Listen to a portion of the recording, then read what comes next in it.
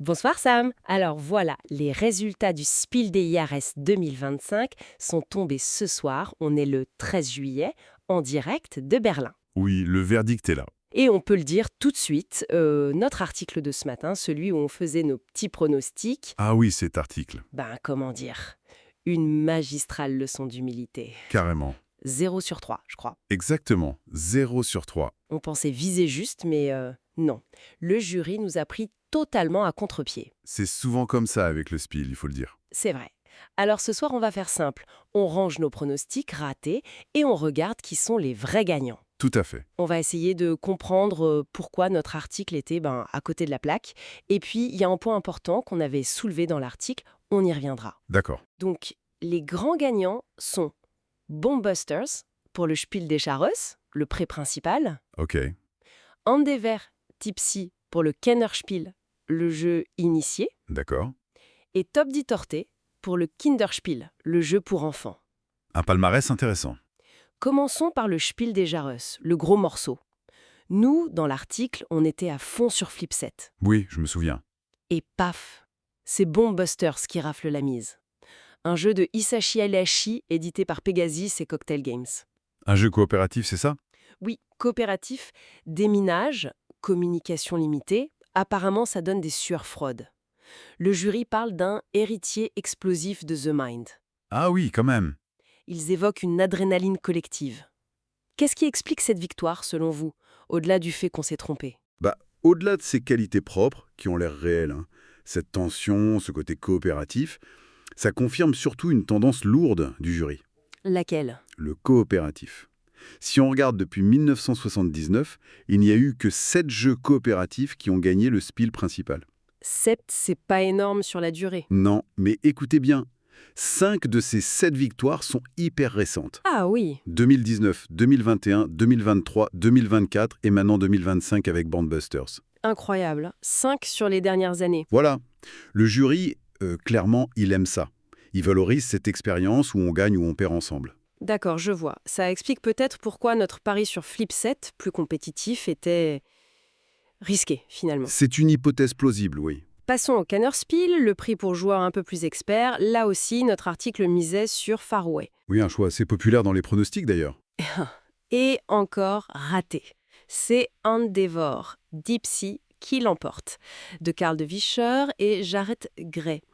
Exploration sous-marine, développement. Oui, un jeu qui semble assez riche. Le jury parle de profondeur stratégique, d'immersion, de thèmes forts, d'illustration. Qu'est-ce qui a fait pencher la balance ici, Sam? Je pense que Endeavour Deep Sea, c'est ce qu'on pourrait appeler un Eurogame qui raconte une histoire.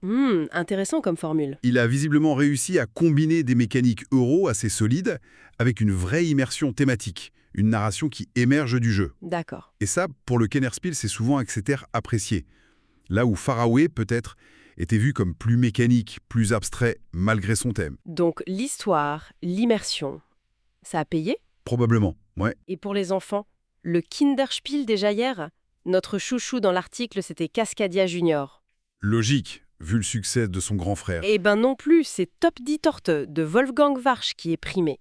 Un jeu où on empile des parts de gâteaux. Ah, Wolfgang Warsch, un nom connu. Oui, alors empiler des gâteaux, ça paraît tout simple. Et c'est sans doute ça la clé pour le Kids. Le jury cherche souvent l'évidence ludique, le fun immédiat, le côté tactile. C'est vrai. Top dit torteux, ça a l'air coloré, rigolo, ça fait travailler la motricité fine, l'équilibre. C'est typiquement le jeu qui fait le pont entre le jouet et le jeu de société pour les tout-petits, dès 4 ans. Des éclats de rire assurés, comme on dit. Exactement, c'est souvent ce qui prime dans cette catégorie. Bon, ce 0 sur 3 de notre article nous ramène sur Terre. Le Spiel reste imprévisible. Clairement. Fun tactile. Les critères sont là, mais l'alchimie reste propre au jury chaque année et rien n'est jamais écrit d'avance. C'est ça qui fait le sel de l'annonce. Oui, oui. Mais notre article soulevait aussi un autre point, une sorte d'ombre au tableau de ce palmarès 2025. Ah oui, c'est vrai, un point important. Oui, l'absence totale de femmes parmi les auteurs et autrices récompensés cette année. Effectivement, Hisashi Hayashi, Karl de Visser, Jared Gray, Wolfgang Warsch, que des hommes. Voilà, 4 auteurs, et c'est un constat qui revient malheureusement assez souvent et qui fait écho aux réflexions de créatrices comme Elisabeth Hargrave sur la visibilité des femmes dans le milieu. C'est juste, on en parlait dans l'article justement. Bien sûr. Il y a eu des autrices primées par le passé, Inka Bran plusieurs fois, Suzanne Goldberg, mais elles restent des exceptions statistiques. Oui, le déséquilibre est encore là. Et l'article exprimait cet espoir, qu'on partage, je pense, d'une meilleure représentativité à l'avenir. Parce que la diversité des créateurs et créatrices, ça amène une diversité de jeux, c'est logique. C'est un rappel essentiel, absolument. Donc, pour conclure, malgré nos pronostics, disons perfectibles, On peut le dire.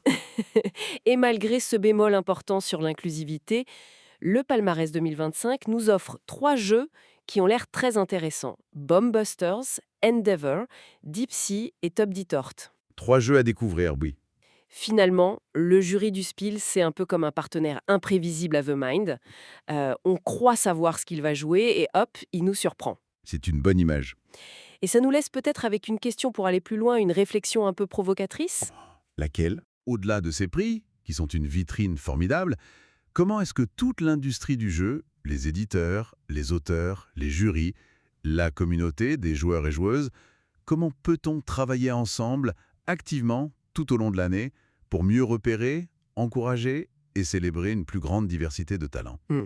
Quelles actions concrètes on pourrait imaginer pour que les futurs palmarès, mais aussi les rayons des magasins, reflètent mieux toute la richesse et la diversité humaine qui fait les jeux d'aujourd'hui et de demain? C'est une excellente question pour terminer. De quoi réfléchir en effet. Merci beaucoup. Merci à vous.